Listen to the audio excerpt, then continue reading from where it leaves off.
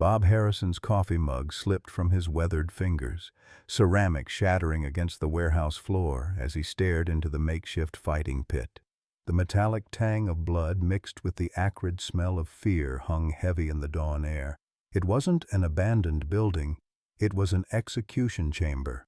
A German Shepherd puppy, barely 8 months old, stood trembling over an unconscious teenager's body, hackles raised despite wounds painting his black coat crimson. The boy's face was swollen beyond recognition, but the dog refused to move. A crumpled note lay beside them. Failed the test. Let nature decide. Bob's chest tightened as recognition hit him like a punch. 27 years on the force, and he'd never seen anything this calculated, this cruel. The puppy's stance, the protective positioning, the tactical awareness in those dark eyes. This wasn't a street dog. Jesus Christ, he whispered, his voice cracking. Who could orchestrate such brutality? And why was this boy still breathing when everything suggested he shouldn't be? Leave a like and share your thoughts in the comments along with the city you're watching from now. Let's continue with the story. Bob Harrison had always believed that silence was a luxury reserved for the dead. At 65, he'd learned otherwise. The living could be just as quiet, just as still, just as forgotten. His modest ranch house on Maple Creek Road sat like a monument to that truth, surrounded by 3 acres of Virginia farmland that Martha had loved and he now endured. The morning routine hadn't changed in the 3 years since the funeral. Coffee for 2, dark roast, 1 sugar for him, cream and honey for her ghost. The second cup would grow cold on the kitchen counter while Bob sat in his recliner, staring at the empty chair across from him.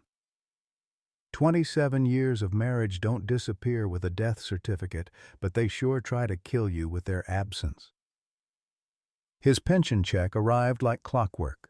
$843, minus Medicare deductions. Martha's medical bills had eaten through their savings like termites through old wood.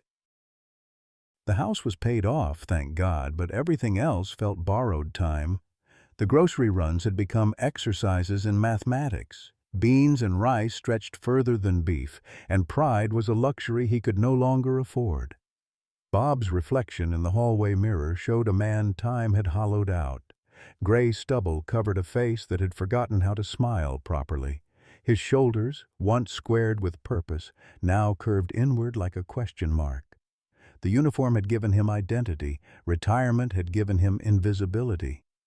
Nobody called anymore. Nobody needed him. The worst part wasn't the loneliness. It was the guilt. Duke's ashes sat in a mahogany box on the mantelpiece, next to Martha's wedding photo. His canine partner for 8 years, dead because of a decision Bob had made in a split second that lasted forever. The department called it friendly fire incident. Bob called it murder with a badge. Every morning he'd drive past the cemetery where Duke was buried in the K9 section, but he never stopped. What do you say to a gravestone when you're the reason it exists? Sorry I got you killed. Sorry I chose the mission over your life. Sorry, I've been too much of a coward to visit. The neighbors knew to leave him alone. Mrs. Patterson next door would wave from her garden, but she'd stopped offering casseroles after the first year. The mailman, Jerry, still asked about his health, but Bob's answers had grown shorter, more brittle. Fine was easier than explaining that fine was a foreign concept. His daily routine had become a prison. Morning coffee, afternoon news, evening silence. The house creaked with emptiness, every sound echoing off walls that had once absorbed laughter. Martha's reading glasses still sat on her nightstand. Her coffee mug still hung on the third hook in the kitchen. Moving them felt like betrayal. Leaving them felt like torture. Bob Harrison was a man reduced to existing, not living. He'd served his community, loved his wife, and lost his best friend to his own judgment. Now he was just marking time until time marked him. That was before he heard the dogs fighting at dawn. The sound that woke Bob at 5:47 a.m. wasn't unusual for rural Virginia, dogs barking in the distance. What made his blood run cold was the rhythm, not the territorial yapping of farm dogs or the playful chaos of a pack at breakfast. This was different, desperate, violent. Bob rolled out of bed, his arthritic knees protesting as his bare feet hit the cold hardwood. Through the bedroom window he could see the old Hartwell warehouse about half a mile across the field, its broken windows catching the first pale light of dawn. The barking was coming from there, punctuated by sounds that made his stomach turn. The wet impact of bodies, the metallic clang of chain link, and underneath it all, a high-pitched whimpering that spoke of pain beyond measure. He pulled on yesterday's jeans and a flannel shirt, his hands shaking slightly as he buttoned it. 27 years on the force had taught him to recognize the sounds of violence, and these weren't the normal noises of nature. Someone was hurting animals, and they were doing it on purpose. The walk across the frost-covered field took 12 minutes. With each step, the sounds grew clearer, more horrifying. Bob's breath came out in small white puffs as he approached the warehouse's rusted side door, which hung open like a wound. The smell hit him first, the metallic tang of fresh blood mixed with urine, fear, sweat, and something else, something that reminded him of the evidence locker at the precinct. Bob pulled out his phone and activated the flashlight, though dawn was beginning to creep through the broken roof. What he saw made him stumble backward, his shoulder hitting the doorframe hard enough to send rust flakes cascading to the concrete floor. The warehouse had been converted into something out of a nightmare. Chain-link pens lined the walls, most of them empty now, but the floors were stained dark with what could only be blood. In the center, someone had constructed a pit about 12 feet square, surrounded by bleacher-style seating that looked professionally built. This wasn't some teenager's cruel prank. This was organized, commercial. And in the center of that pit, a German shepherd puppy stood guard over an unconscious teenage boy. Bob's coffee mug, he didn't even remember bringing it, slipped from his fingers and shattered against the concrete. The sound echoed through the warehouse like a gunshot, but the puppy didn't flinch. His dark eyes fixed on Bob with an intelligence that was almost human, assessing threat level, calculating odds. The boy beneath the dog was maybe 16, 17 at most. His face was swollen, one eye completely shut. Blood crusted around his nose and mouth. His breathing was shallow but steady. Alive, but barely. The puppy had positioned himself strategically, covering the boy's torso while maintaining sight lines to all possible approaches. Bob took a careful step forward, and the puppy's lips pulled back in a silent snarl. Not aggressive exactly, but warning, protective. This wasn't a fighting dog gone wrong. This was a guardian doing his job. "Easy, boy," Bob whispered, his voice hoarse. "I'm not here to hurt anybody." That's when he saw the note. It was pinned to a wooden post near the pit, written in block letters on what looked like official letterhead, though Bob couldn't make out the heading from this distance. The words were clear enough. "Failed the test. Let nature decide." Bob's chest tightened as the implications hit him. This wasn't random cruelty. This was systematic. Someone was testing these dogs, and when they failed whatever sick criteria were being applied, they were being left to die. The boy must have tried to help, or maybe he was part of whatever operation this was and had fallen out of favor. Moving slowly, Bob approached the edge of the pit.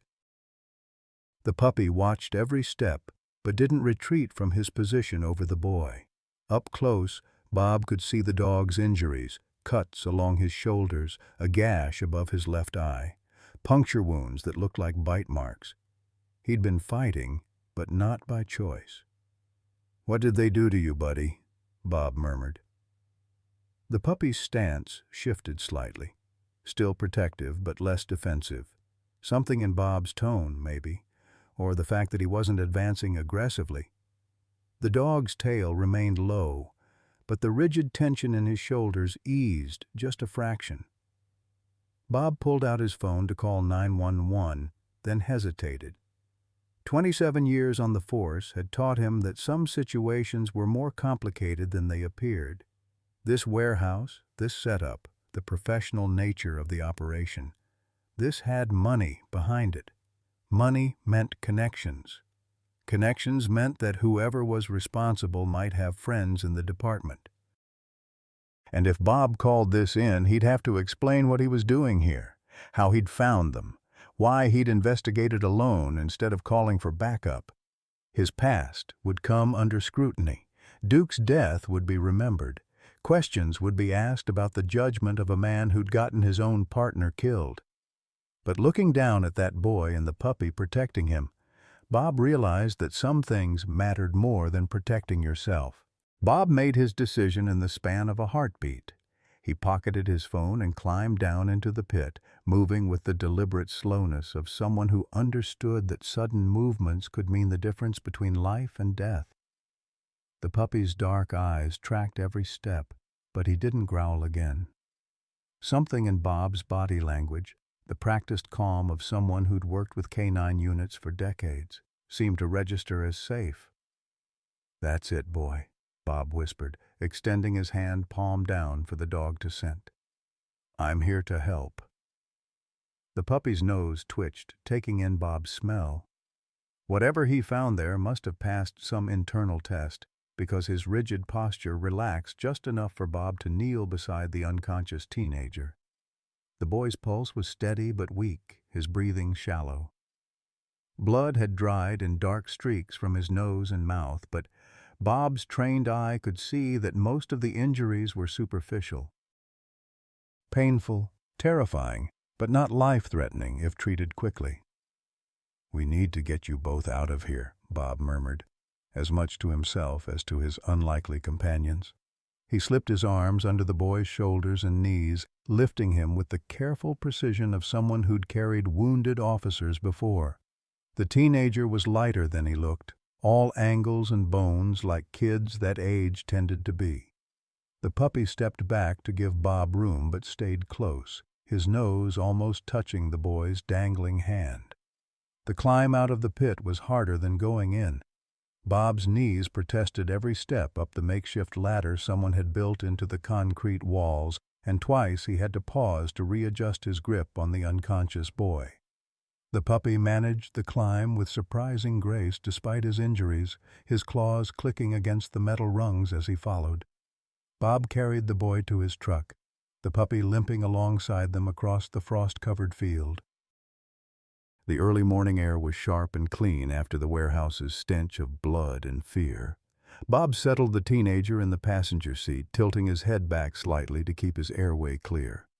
The boy's wallet had fallen from his pocket during the transfer. Inside, Bob found a driver's license that made his blood run cold. William Billy Webb, age 16. The last name hit Bob like a physical blow. Webb. There was only one Webb he'd known in law enforcement, and if this was his kid... "Jesus Christ," Bob breathed, staring at the license photo. The boy in the picture was smiling, gap-toothed and innocent, maybe 14 when it was taken. Nothing like the battered face in his passenger seat. The puppy had jumped into the truck bed without being asked, settling near the cab where he could keep watch over the boy through the rear window, smart, loyal. These weren't qualities you found in fighting dogs. They were trained out early, replaced with aggression and blind obedience. Bob drove to Dr. Sarah Chen's veterinary clinic on the outskirts of town, his mind racing through possibilities and implications. Sarah had been Martha's choice when they'd adopted a rescue cat years ago, and she'd earned Bob's respect with her no-nonsense approach and willingness to work with people who couldn't afford full price. More importantly, she asked fewer questions than the other vets in town. The clinic was closed, but Bob knew Sarah lived in the apartment above it. He parked behind the building and carried the still unconscious boy to the back door, the puppy following close behind. 3 sharp knocks brought footsteps on the stairs, and Sarah opened the door wearing scrubs and a concerned frown. "Bob? What in the world?" She stopped mid-sentence when she saw the boy in his arms and the injured dog at his feet. "Bring them in." "Now." Sarah's apartment was small but clean, with medical supplies scattered around what would normally be a living room. She'd obviously been treating animals here when the clinic wasn't adequate. Bob laid the boy on her couch while she grabbed her medical bag. "What happened?" she asked, checking the teenager's pulse and breathing. "Found them at the old Hartwell warehouse," Bob said. "Looks like they've been through hell." Sarah's examination was quick but thorough. Concussion, definitely. Possible broken ribs, lots of bruising, but nothing that won't heal. "He needs a hospital, Bob. This level of trauma—" "I know," Bob interrupted. "But first, can you look at the dog?" The puppy had stationed himself beside the couch, his attention split between the unconscious boy and the 2 adults. When Sarah approached with her stethoscope, he allowed the examination without resistance, though his muscles remained tense and ready. "He's been in fights," Sarah said after a few minutes. "Multiple fights, from the look of these bite marks. But Bob—" She paused, her hand resting on the dog's head. "This isn't a fighting dog. Look at his behavior. He's protective, not aggressive. Someone's been using him for something he wasn't bred for." "What do you mean?" Sarah pointed to the puppy's stance, the way he positioned himself to watch all entrances while staying close to the boy. "This is a working dog. Police or military training, I'd guess. See how he scans the room, how he's keeping himself between us and the kid. That's not instinct, Bob. That's training." Bob knelt beside the puppy, studying his features more carefully. German Shepherds were common in canine units, and this one had the build and coloring of good breeding stock. But there was something else, something in the way the dog held himself that seemed familiar. "Can you check for a microchip?" Bob asked. Sarah ran the scanner over the puppy's shoulders and neck. The device beeped, and numbers appeared on its small screen. "He's chipped," she said, writing down the identification number. "Want me to look it up?" "Yeah, do that." While Sarah worked at her computer, Bob checked on the boy. Billy Webb was starting to stir, his eyelids fluttering as consciousness slowly returned. When his eyes finally opened, they were filled with confusion and fear until they landed on the puppy. "Rex," the boy whispered, his voice cracked and hoarse. "Are you okay, boy?" The puppy, Rex, immediately moved to the couch, pressing his muzzle against Billy's hand. The boy's fingers trembled as he stroked the dog's ears, and Bob saw tears tracking down his bruised cheeks. "Bob," Sarah called from her computer, "you need to see this."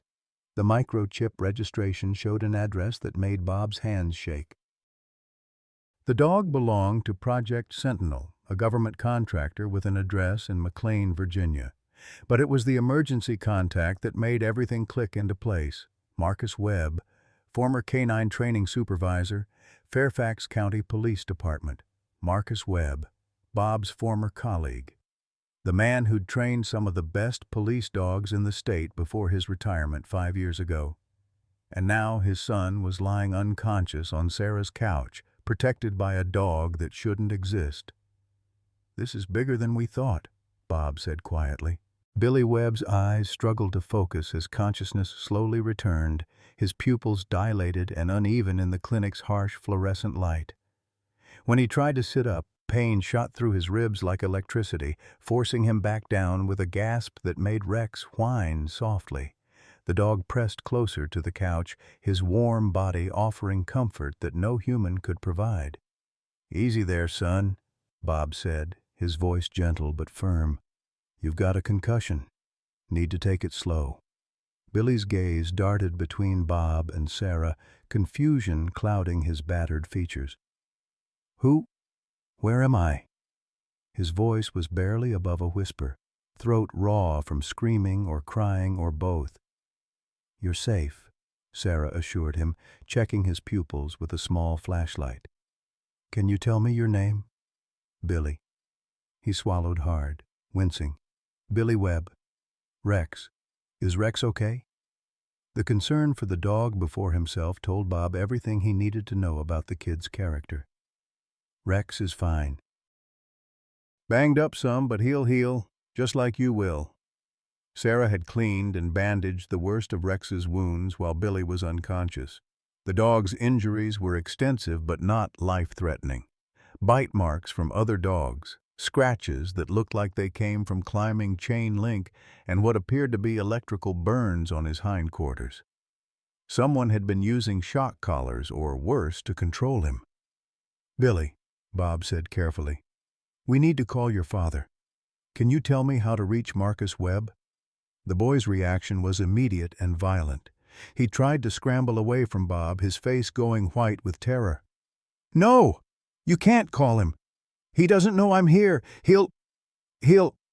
Billy's breathing became rapid and shallow, panic setting in. Rex immediately moved to comfort him, placing his head on Billy's chest and applying gentle pressure. The dog's presence seemed to calm the boy's breathing, but fear still radiated from him in waves. "Hey, it's okay," Bob said, raising his hands in a peaceful gesture. "Nobody's calling anybody until you say it's okay. But son, you need medical attention beyond what Dr. Chen can provide here. You've got a concussion, possibly broken ribs." "I can't go to a hospital," Billy interrupted, his voice stronger now but still shaking. "They'll ask questions. They'll want to know how I got hurt. And if they call my dad..." He trailed off, burying his face in Rex's fur. The pieces weren't adding up. Marcus Webb had been a good cop, a dedicated canine trainer who treated his dogs like family. The idea that his own son would be terrified of him didn't fit with Bob's memories of the man. But then again, 5 years was a long time and people changed. Retirement could break a man as easily as the job itself. Sarah pulled Bob aside while Billy whispered quietly to Rex. "That boy has been systematically abused," she said in a low voice. "The injuries are too varied, too deliberate." "And the way he reacted when you mentioned his father..." "Marcus Webb was a good man when I knew him," Bob replied, but doubt crept into his voice. "But you're right. Something's not adding up here." Billy's stomach chose that moment to growl loudly, and he looked embarrassed. "Sorry, I haven't eaten since... I don't remember when." Sarah disappeared into her small kitchen and returned with a sandwich and a glass of milk. Billy ate slowly, carefully, like someone who wasn't sure when his next meal might come. Rex positioned himself where he could watch the doors and windows while staying close enough to his boy. The dog's tactical awareness was impressive and troubling. "Billy," Bob said once the boy had eaten, "can you tell me what happened at that warehouse? How did you and Rex end up there?" The teenager was quiet for a long moment, his hand stroking Rex's ears. When he finally spoke, his voice was barely audible. "They were going to kill him. They said he failed the test, that he was too soft for what they needed. I couldn't let them do it." "Who were they?" "Dr. Morrison and her people. They run the program." "What program?" Billy looked up at Bob with eyes older than his 16 years. "Project Sentinel. They take dogs that wash out of police and military training and do things to them. Make them better, they say. Stronger, more aggressive." He shuddered. "Most of the dogs don't make it through. The ones that do..." He didn't finish the sentence. Bob felt ice forming in his stomach. "How do you know about this, Billy?" "My dad. He works for them now. Has been since he retired from the police. He trains the dogs that make it through the program." Billy's voice broke. "He thinks I don't know, but I followed him one day. Saw what they were doing. The implications hit Bob like a physical blow. Marcus Webb, a man he'd respected, possibly tortured animals for money. It was almost impossible to believe, but the evidence was sitting right in front of him, bruised and broken and terrified of his own father. "Why were you at the warehouse tonight?" Sarah asked gently. "Rex was scheduled for disposal." Billy's voice was flat, emotionless. "I heard Dr. Morrison telling my dad that Rex was too protective, too gentle, that he'd never make a proper weapon. They were going to put him in the fighting ring until he died or killed something." He looked down at the dog. "I couldn't let that happen, so I went to get him out." "And they caught you," Bob concluded. Billy nodded. "Dr. Morrison said it would be educational for the other trainees to see what happened to people who interfered with the program. She put us both in the ring with 3 fighting dogs and left." His voice began to shake again. "Rex, he fought them off, kept them away from me even though he was hurt." "I don't remember much after that." Bob's hands were clenched into fists without him realizing it. The casual cruelty of what Billy described, using a teenage boy as a training tool, leaving him to die as an object lesson, went beyond anything he'd encountered in nearly 3 decades of police work. "Billy, we need to stop them," Bob said. "What they're doing is illegal on multiple levels. Animal cruelty, child endangerment, probably a dozen federal crimes. But I need to know, is your father a willing participant or is he being coerced somehow?" The boy was quiet for a long time. When he finally answered, his voice was small and lost. "I don't know anymore. He used to love dogs, really love them. But after he retired, after Mom died, he changed, started drinking, started talking about how weak people were, how the world needed stronger protectors." Billy wiped his eyes with the back of his hand. Maybe they convinced him this was the right thing to do. "Maybe he just needed the money. I know things have been tight since Mom's medical bills." Bob's phone buzzed with a text message. Unknown number, but the content made his blood run cold. "We know you have our property. Return the dog and the boy by midnight, or there will be consequences. The old Hartwell warehouse. Come alone." He showed the message to Sarah, whose face went pale. "They found us fast," she said. "Too fast," Bob agreed. "They must have some kind of tracking device on Rex." Billy overheard and shook his head. "No tracking device, but Dr. Morrison has contacts everywhere. Police, animal control, even some of the veterinarians in the area." He looked at Sarah apologetically. "I'm sorry. We shouldn't have come here. We're putting you in danger." Sarah's jaw set in a stubborn line that Bob recognized. "I didn't become a veterinarian to turn away animals in need. And I sure as hell didn't take an oath to help only when it was convenient." Bob's phone buzzed again. This time, it was a call from a number he recognized. Marcus Webb. Bob stared at the screen for a moment, then answered. "Marcus?" "Bob Harrison." Marcus's voice was strained, older than Bob remembered. "Jesus, Bob. What have you gotten yourself into?" "I could ask you the same thing, Marcus." "Your boy's hurt pretty bad." There was a long pause. Is Billy okay?" "He'll live. Can't say the same for his trust in his old man." Another pause, longer this time. "Bob, you don't understand the situation. These people, Dr. Morrison. She's not someone you cross and walk away from." "Then why are you working for her?" "Because I didn't have a choice." Marcus's voice cracked. "After Linda died, after the medical bills, Billy needed therapy, needed treatment for what happened to him, and insurance wouldn't cover it. Morrison offered me a job, good money, a chance to keep working with dogs. I thought it was legitimate." "And when you found out it wasn't?" "By then it was too late. She had photos, recordings of me training the dogs, evidence that would make me look complicit even though I didn't know what they were really for." Marcus's voice dropped to a whisper.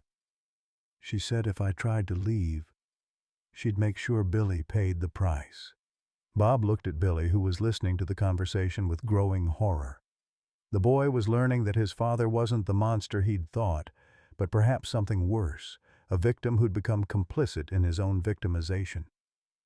"Marcus, where are you now?" "About 10 minutes from Dr. Chen's clinic. Morrison's people are with me. Bob, you need to run. Take Billy and that dog and get as far away as you can. I'll try to buy you time, but—" The line went dead. Bob turned to Sarah and Billy. "We need to go. Now!"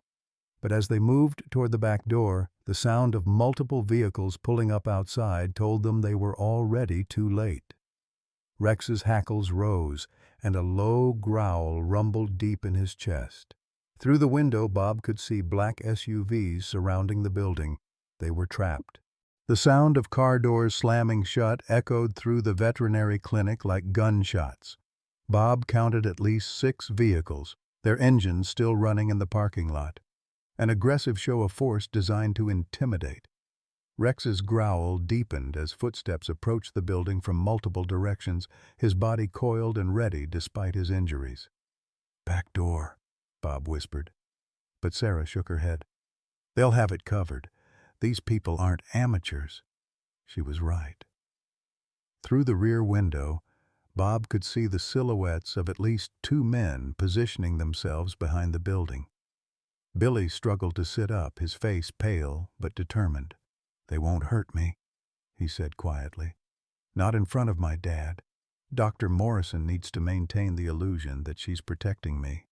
"That's not a gamble I'm willing to take," Bob replied, his mind racing through options.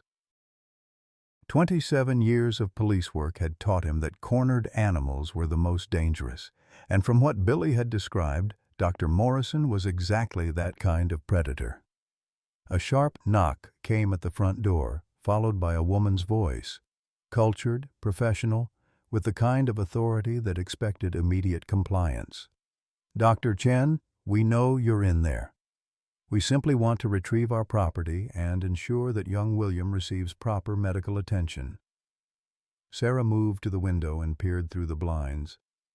5 people visible from this angle, 1 woman in a lab coat, expensive looking, 4 men in tactical gear. She paused. "And Marcus Webb. He looks like hell, Bob." Through the thin walls, they could hear Morrison continue. "Dr. Chen, you're harboring stolen property and interfering with a legitimate research operation. I'd hate for this situation to escalate unnecessarily." Bob knew that tone. He'd heard it from criminals who wrapped their threats in reasonable language, who made their victims complicit in their own victimization by offering them the illusion of choice. Morrison was giving them a chance to surrender voluntarily before things got messy. "What kind of research operation?" Sarah called back, her voice steady despite the tremor in her hands. "Because what I'm seeing here looks a lot like animal abuse and child endangerment." A pause. When Morrison spoke again, her voice had lost its veneer of politeness. "Dr. Chen, I'm sure you're familiar with the legal ramifications of veterinary malpractice. It would be unfortunate if the state licensing board received reports about your unofficial procedures.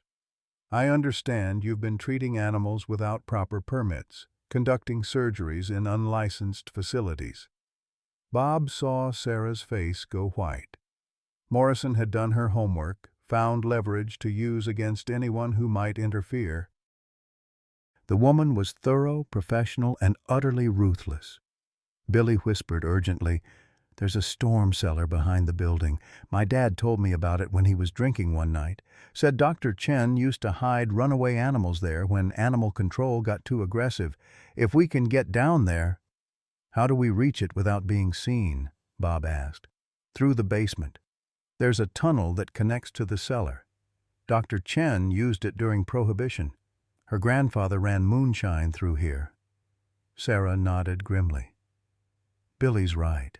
The entrance is behind the surgical unit downstairs. but we'd have to get to the basement first, and they'll hear us moving around. Outside, Morrison's patience was wearing thin. Dr. Chen, you have 60 seconds to open this door voluntarily. After that, we'll assume you're unwell and in need of immediate assistance. Bob made a decision that felt like stepping off a cliff. Sarah, take Billy and Rex downstairs. Get them to that tunnel. What about you? I'm going to buy you some time. Bob checked his service revolver, a habit that had never left him despite retirement. He had 6 rounds and no backup, facing professional operators who probably outgunned him 10-1. The math was simple and terrifying. Bob, no, Billy said urgently. You don't understand what these people are capable of. They killed my mom. The words hit Bob like a physical blow. What? The cancer was real, but the treatment.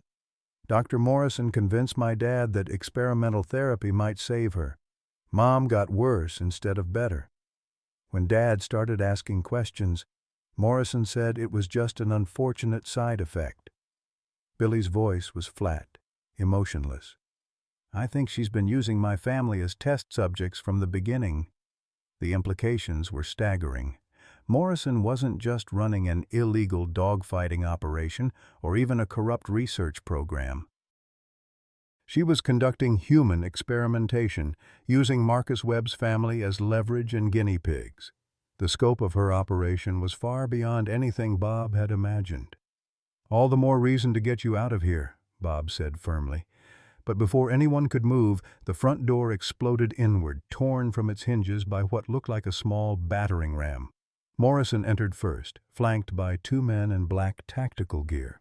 She was exactly what Bob had expected, mid-50s, silver hair pulled back in a severe bun, lab coat over what looked like an expensive business suit. Everything about her projected authority and control, from her posture to the way she surveyed the room like she owned it. Marcus Webb followed behind them, and Bob barely recognized his former colleague. The man he remembered had been confident, strong, with the kind of presence that made both dogs and people want to follow him. This Marcus was hollow-eyed and hunched, moving like someone carrying an invisible weight that threatened to crush him. "William," Morrison said, her voice warm and concerned as if she were greeting a beloved nephew. "Thank goodness you're safe. Your father has been worried sick." Billy pressed closer to Rex, who positioned himself between the boy and the intruders. The dog's stance was pure predator now, despite his injuries. "I'm not going back with you," Billy said quietly. "Of course you are, dear. You're hurt, confused, possibly suffering from a traumatic brain injury. You need proper medical care, not the ministrations of a veterinarian who's been practicing medicine without a license." Bob stepped forward. "The boy says he's not going. That's the end of it." Morrison's gaze shifted to Bob, and he felt like he was being evaluated by something cold and calculating. "Robert Harrison, retired K-9 supervisor, Fairfax County Police. Responsible for the death of his partner, Duke, in an officer-involved shooting incident. Currently living on a disability pension and struggling with alcoholism." Bob's blood went cold. She knew details about his life that weren't in any public record. Details that suggested she'd been watching him, investigating him, preparing for this exact confrontation. "Your research is a little out of date," Bob replied. "I don't drink anymore." "No, but you do blame yourself for Duke's death, quite extensively, from what our psychological profile suggests. A man carrying that kind of guilt might do something reckless, something that puts innocent people in danger." Morrison smiled, and it was like watching a snake prepare to strike, like harboring stolen property and interfering with a legitimate research operation. Marcus finally spoke, his voice barely above a whisper. "Bob, please, just let them take Rex and Billy. I promise nothing will happen to them." "Marcus, you know that's not true." "I know that if you fight this, people will get hurt. These men aren't police officers, Bob. They don't follow rules of engagement." As if to prove his point, One of the tactical team members shifted his position, revealing the automatic weapon he carried. Not a police-issue sidearm, but military-grade hardware designed to end fights quickly and permanently. Sarah stepped forward, her medical bag clutched in her hands like a shield. "Billy needs hospital treatment for his concussion. Whatever your research requires, it can wait until he's medically cleared." Morrison's smile widened. "How thoughtful, Dr. Chen. But our medical facilities are quite adequate for Billy's needs. In fact, they're far superior to anything available at the local hospital." "I've seen your medical facilities," Billy said, his voice stronger now. "That's where my mother died." The room went silent except for the sound of Rex's low growling. Morrison's mask of pleasant concern slipped for just a moment, revealing something predatory underneath. "William, your mother's death was a tragedy. An unfortunate reaction to experimental cancer treatment that might have saved thousands of lives. Her sacrifice." "She didn't sacrifice anything." Billy's voice cracked with emotion. "You killed her. You used her as a test subject." Marcus Webb's face crumpled, and Bob saw the exact moment when years of carefully constructed denial finally collapsed. "Billy. Oh God. Billy, I'm so sorry. I thought—" She said the treatment might work. "You knew," Billy said quietly. "You knew what she was doing, and you let her kill Mom anyway." "I didn't know. I swear I didn't know." Marcus was crying now, 20 years of suppressed grief and guilt pouring out at once. "She said it was experimental, but approved. She said Linda volunteered." "I never thought—" Morrison's patience finally snapped. "Enough. This touching family reunion is over." She nodded to her men. "Secure the subjects. If anyone resists, subdue them." But before the tactical team could move, Rex erupted into motion. The German Shepherd launched himself at the nearest operator with a speed that belied his injuries, 60 pounds of trained muscle and protective fury. His jaws locked around the man's weapon arm, and the operator's scream of pain and surprise filled the clinic. The room exploded into chaos. Bob drew his revolver as Sarah grabbed Billy and pulled him toward the basement stairs. Marcus tried to intervene, but one of Morrison's men struck him down with a baton. Rex released his first target and spun to face the next threat, blood from his reopened wounds spattering the floor. Morrison pulled out a radio. "Code red, secure the facility. No witnesses."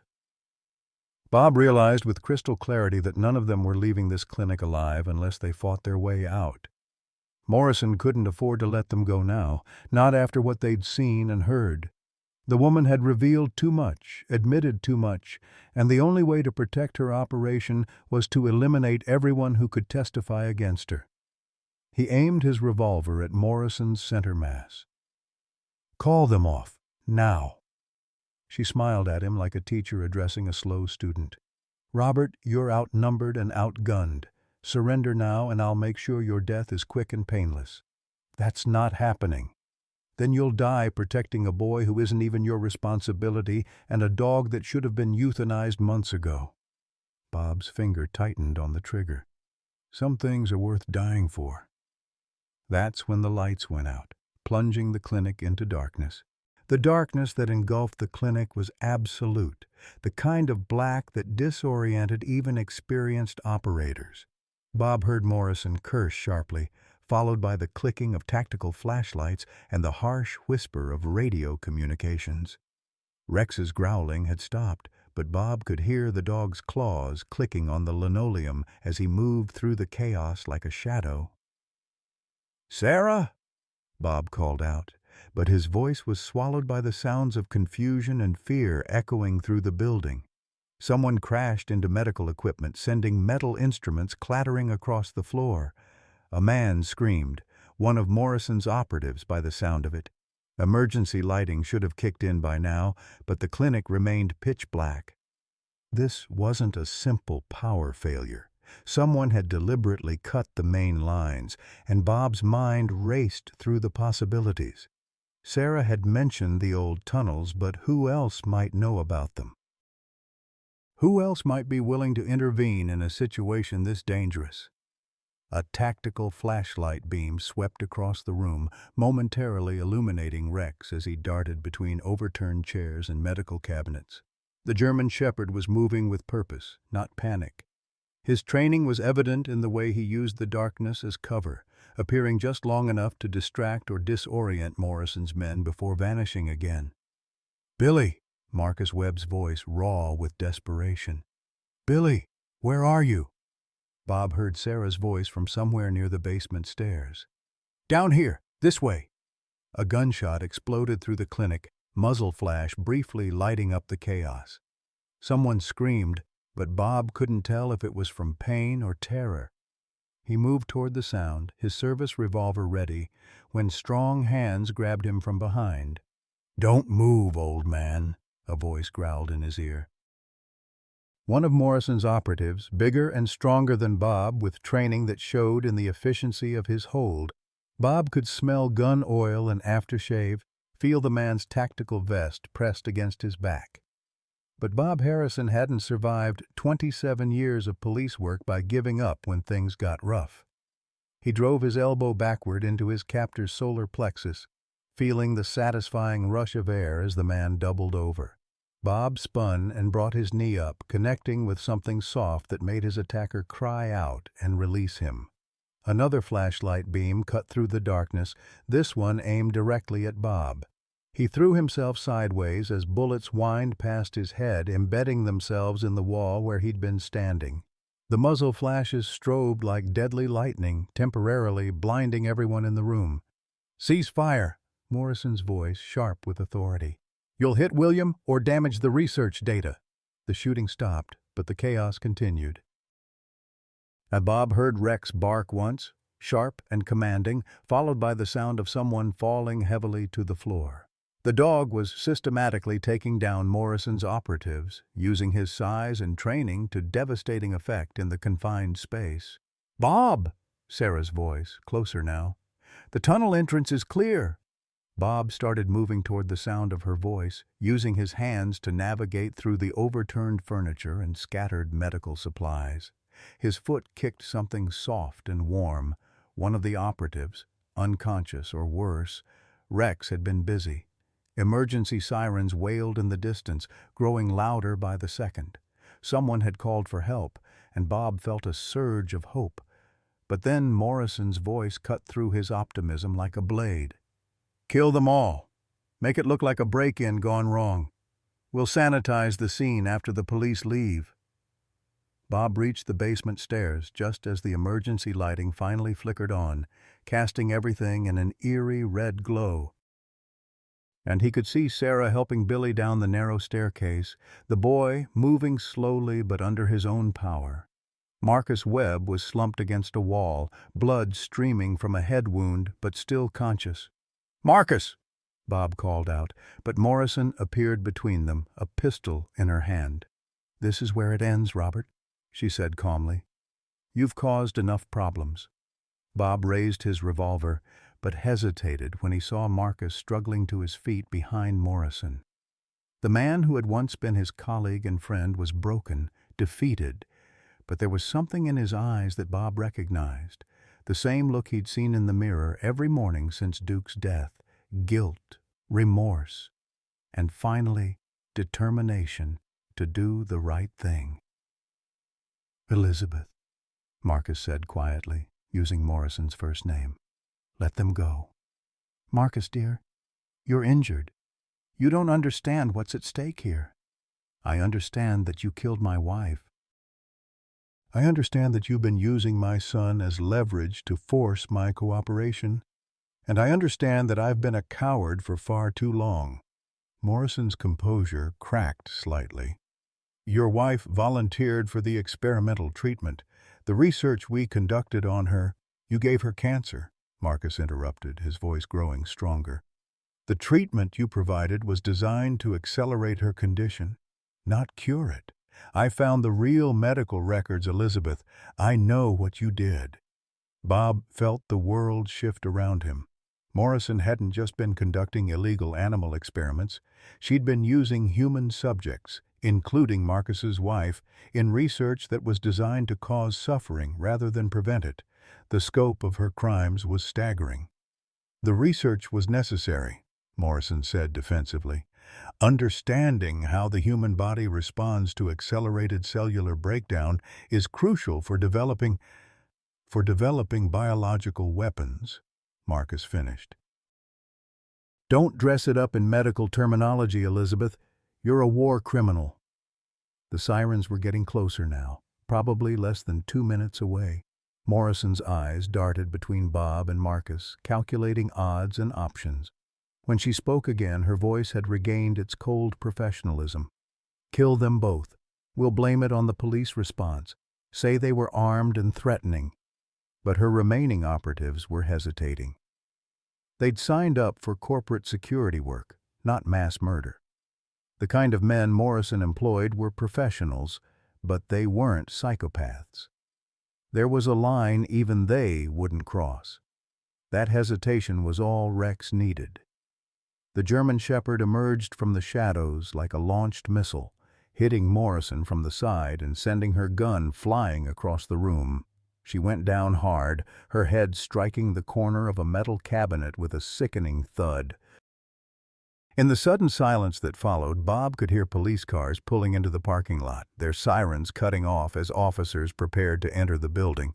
But he could also hear something else, Morrison's labored breathing growing fainter by the second.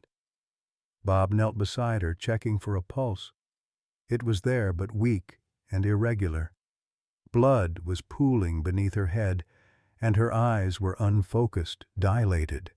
Rex's attack had been perfectly calculated to neutralize the threat without causing unnecessary harm, but Morrison's age and the unfortunate angle of her fall had created a life-threatening injury. "Marcus," Bob called out. "She needs medical attention."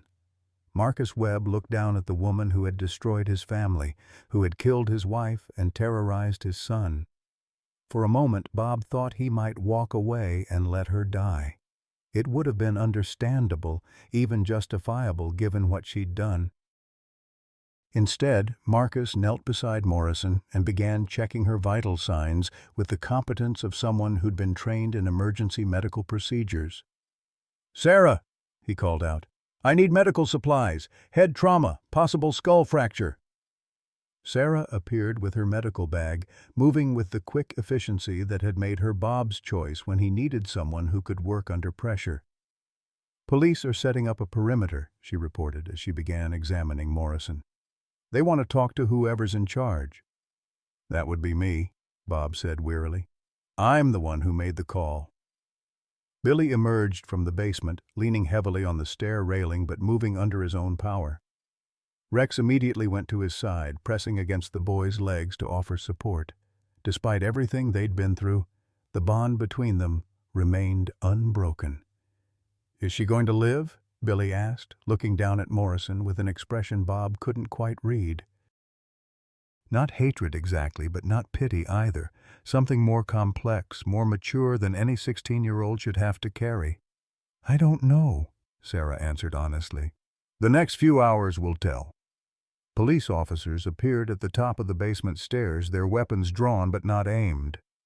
Bob slowly raised his hands, his service revolver visible but pointed at the floor. "Retired police officer Robert Harrison," he called out. "I'm the one who placed the emergency call."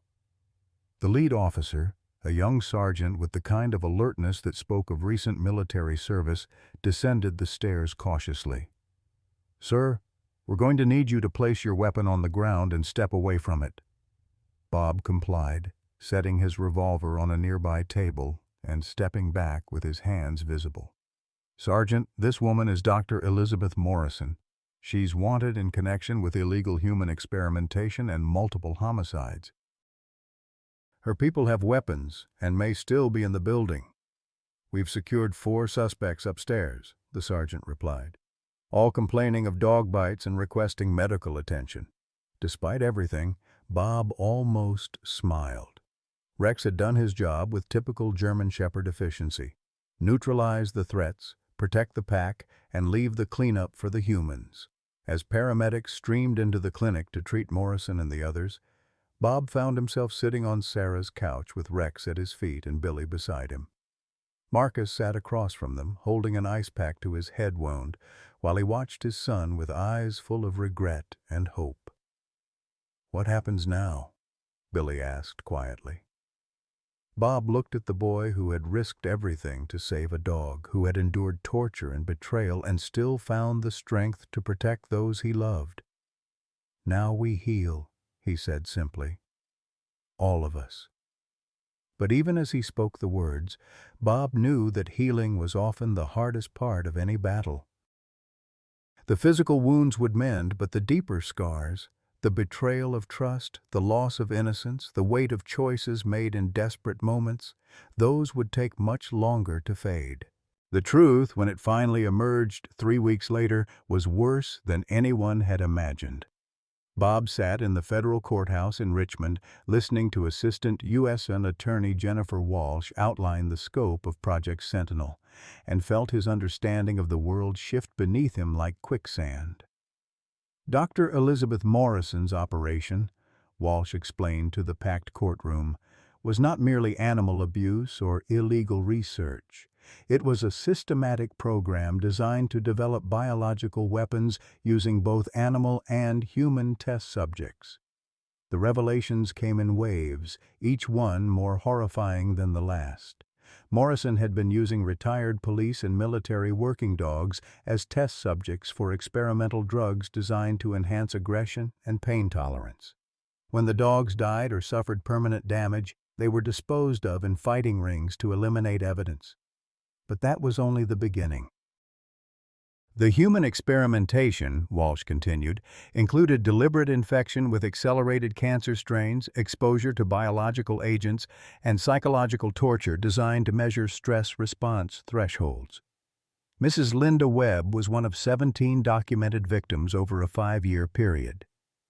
Bob glanced at Marcus, who sat in the witness gallery looking like he'd aged a decade in 3 weeks. The man's guilt was a living thing, visible in the slope of his shoulders and the hollow darkness around his eyes. He'd testified for 6 hours the day before, detailing how Morrison had gradually drawn him into her operation through a combination of financial pressure and blackmail. "I thought I was training dogs for private security companies," Marcus had said on the stand, his voice barely audible. The pay was good and Billy needed therapy after what happened to him. "I didn't ask enough questions because I couldn't afford to lose the job."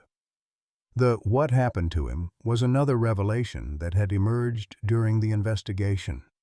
2 years earlier, Billy had been present during a police raid where a K-9 unit had been deployed. The dog, following commands from its handler, had attacked what it perceived as a threat. Billy, who had been in the wrong place at the wrong time during a domestic disturbance call. The attack hadn't been severe physically, but the psychological trauma had left Billy unable to speak for months. Marcus had blamed the police department, had filed lawsuits and complaints that went nowhere. When Morrison approached him with an offer to work with dogs again, to help train better ones that wouldn't make the same mistakes, he'd seen it as a chance for both employment and revenge. "She convinced me that the dogs were volunteers," Marcus had testified. "That their owners had donated them to science when they couldn't afford expensive treatments. I wanted to believe it because I needed to believe it." But the most devastating revelation was yet to come. Walsh stood before the judge with a manila folder that seemed to weigh 1,000 pounds. "Your Honor, we have evidence that the attack on William Webb 2 years ago was not accidental. Phone records and encrypted communications show that Dr. Morrison orchestrated the incident as a recruitment tool." The courtroom erupted in whispers and gasps. Bob felt his own breath catch in his throat as the implications sank in. Morrison hadn't just exploited Marcus's grief and guilt, she had created them. Dr. Morrison identified Marcus Webb as a potential asset due to his expertise in K-9 training. Walsh explained. She then arranged for his son to be present during a police operation, knowing that the psychological trauma would make Marcus vulnerable to recruitment. The attack that traumatized William Webb was deliberately orchestrated to force his father into Dr. Morrison's employment. Billy, who was sitting next to Bob in the gallery, made a sound that might have been a sob or a laugh.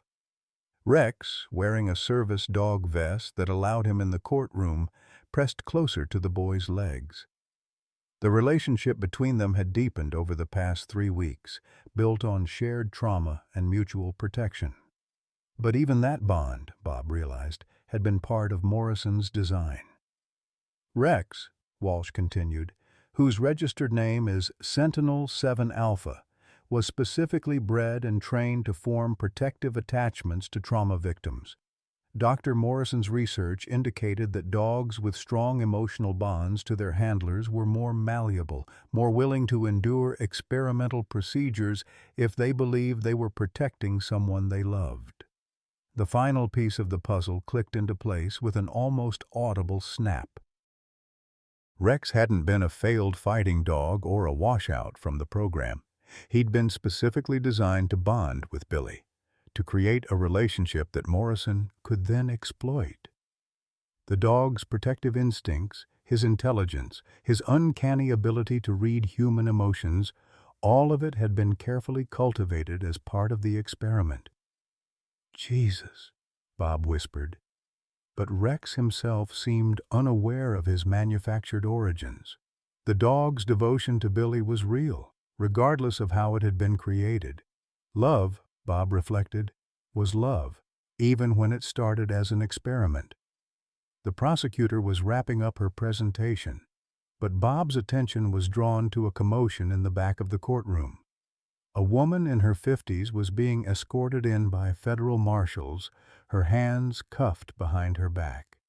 Dr. Elizabeth Morrison had awakened from her coma the week before, and this was her first public appearance since the night at the clinic. She looked smaller than Bob remembered, diminished by her injuries and the orange jumpsuit of the Federal Detention Center. But her eyes were still sharp, still calculating as they swept across the courtroom and landed on Billy. Even now, even facing life in prison, she was evaluating, planning, looking for angles to exploit. Billy met her gaze steadily, his hand resting on Rex's head. The boy, who had been too traumatized to speak for months now, stared down the woman who had orchestrated his family's destruction without flinching. Rex sensed the tension and positioned himself between Billy and Morrison, his posture alert but not aggressive. "William," Morrison called out, her voice carrying clearly across the courtroom despite the judge's attempts to maintain order. "I want you to know that everything we did was for the greater good. The research we conducted will save thousands of lives." Billy stood up slowly, Rex rising with him. When he spoke, his voice was clear and strong, carrying the kind of moral authority that only comes from surviving genuine evil. "My mother's name was Linda Marie Webb," he said. "She loved gardening and old movies and making pancakes on Sunday mornings. She was not a research subject. She was not a data point. She was my mom, and you murdered her." Morrison opened her mouth to respond, but Billy wasn't finished. "And Rex isn't Sentinel-7 Alpha or whatever you called him. His name is Rex, and he's my best friend, and he chose to protect me even when it meant going against his training. You created him to be a weapon, but he chose to be something better." The courtroom was absolutely silent. Even Morrison seemed momentarily at a loss for words. Billy sat back down, his hand finding Rex's ears, and the dog leaned against him with the kind of unconditional loyalty that no amount of scientific manipulation could fully explain. Judge Patricia Hoffman, a woman in her 60s with steel-gray hair and eyes that had seen every kind of human cruelty, looked down at Morrison with visible disgust. "Dr. Morrison, you will have ample opportunity to present your defense when this case comes to trial. Until then, you will remain in federal custody without bail." As the marshals led Morrison away, she turned one last time to look at Billy and Rex. But whatever she saw there, love, resilience, the unbreakable bond between a boy and his dog, seemed to deflate her final reservoir of arrogance. For the first time since Bob had met her, Elizabeth Morrison looked like what she truly was, a broken woman who had tried to break others and failed. The hearing concluded with scheduling for the actual trial, but Bob knew that the real resolution had already taken place. Morrison would spend the rest of her life in prison. Marcus would face charges for his complicity, but his cooperation with the investigation would likely result in a reduced sentence. Billy would continue therapy and gradually rebuild his relationship with his father, and Rex would remain what he had chosen to become, not a weapon or an experiment, but a loyal companion who had learned that love was stronger than any programming. As they left the courthouse, Billy walking beside Bob with Rex at his side, the boy asked a question that had been weighing on all of them. "Do you think Rex knows about what she did to create him?" Bob considered the question carefully. Rex was trotting along beside them, alert and happy, occasionally looking up at Billy with what could only be described as adoration. Whatever genetic manipulations or psychological conditioning Morrison had employed, they had been overcome by something more fundamental. "I think Rex knows what matters," Bob said finally. "He knows you love him, and he loves you back. But everything else is just noise." Billy nodded, satisfied with that answer. Sometimes, Bob reflected, the simplest truths were also the most profound. 6 months later, Bob Harrison stood in his backyard watching Billy Webb teach Rex to fetch the morning newspaper and realized that healing looked different than he'd expected. Not the dramatic, movie-style transformation he'd imagined, but something quieter, more gradual, like watching grass grow back over disturbed earth. The house had changed.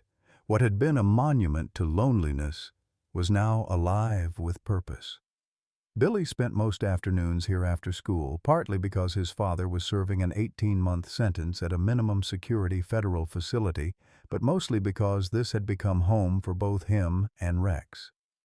The spare bedroom that had gathered dust for 3 years now held a teenager's belongings, homework scattered across the desk, posters of German shepherds and classic cars on the walls, the kind of organized chaos that spoke of a life being actively lived. Rex had transformed as well, though in ways that had nothing to do with Morrison's programming. The dog had gained weight and confidence, his coat gleaming with health. More importantly, he'd learned to play. Bob often found him in the yard, wrestling with a rope toy or chasing tennis balls with the pure joy of an animal who finally understood that not everything was a test or a threat. The legal proceedings had concluded the month before. Morrison received 3 consecutive life sentences without possibility of parole. Marcus had been sentenced to 18 months in federal prison, followed by 5 years of supervised probation.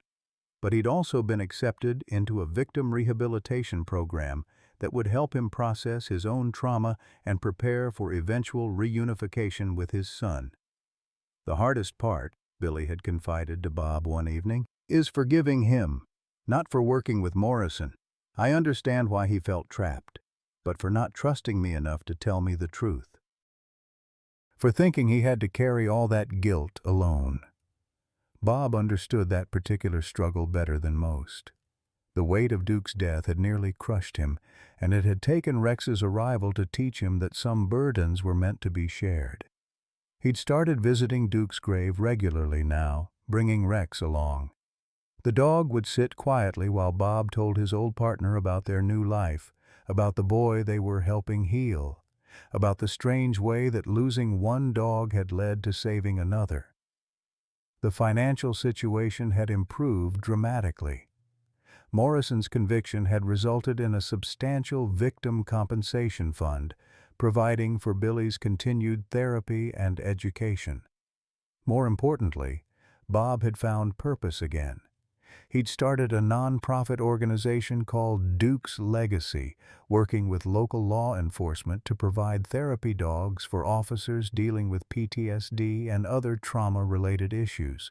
Rex, it turned out, was a natural therapy dog. His intelligence and empathy, regardless of their origins, made him exceptionally good at reading human emotions and providing comfort when it was needed most. He'd already been certified through the official program and was beginning to work with other trauma victims. The work wasn't easy. There were setbacks, bad days when Billy would wake up screaming from nightmares, or when Bob would find himself staring at Duke's ashes and wondering if he deserved this second chance.